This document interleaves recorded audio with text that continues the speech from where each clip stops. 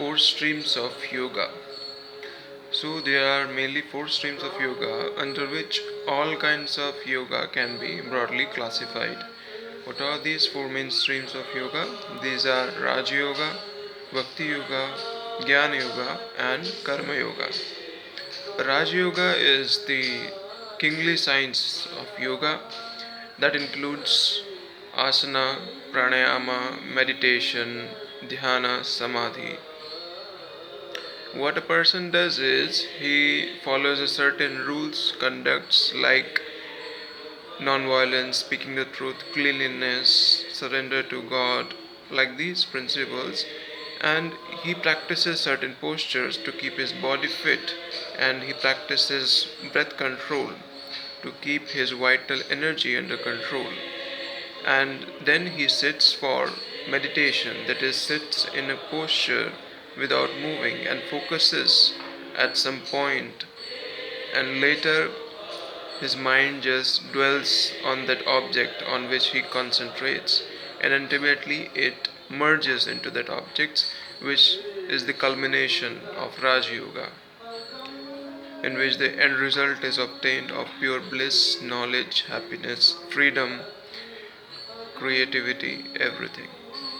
The second form of yoga is Karma Yoga. Karma Yoga is the path of action. How do we perform our action that it leads us to the highest goal? So it prescribes that we should do our actions without attaching ourselves to the fruits of the actions. We should do them in a detached way. We should not be guided by likes and dislikes, but should do the actions as a sense of duty. So, what happens when we do actions in this way? We are not generating new karma or new samskaras. The more karmas we have, the more samskaras we have, the greater we are bound in this worldly cycle. And to experience real peace, real happiness, freedom, we have to reduce our bondages, that is our karma. So, the way to do is to perform the actions in a way that do not bind us, and that's what Karma Yoga teaches. Not guided by our likes and dislikes, but doing what is right as a sense of duty and not getting attached to the fruits of the actions. It also involves doing good actions that is for the good of others. It is called as dharma, doing dharma, that is what is right, what are our innate qualities that we must identify and we must act according to that. The third stream of yoga is Bhakti Yoga. Bhakti Yoga is the science of emotion culture. This teaches how do we cultivate our emotions so that it takes us to the highest goal of absorption into the ultimate. So there first we generally are have lower emotions like lust, anger, greed, which are not good for us always for anyone.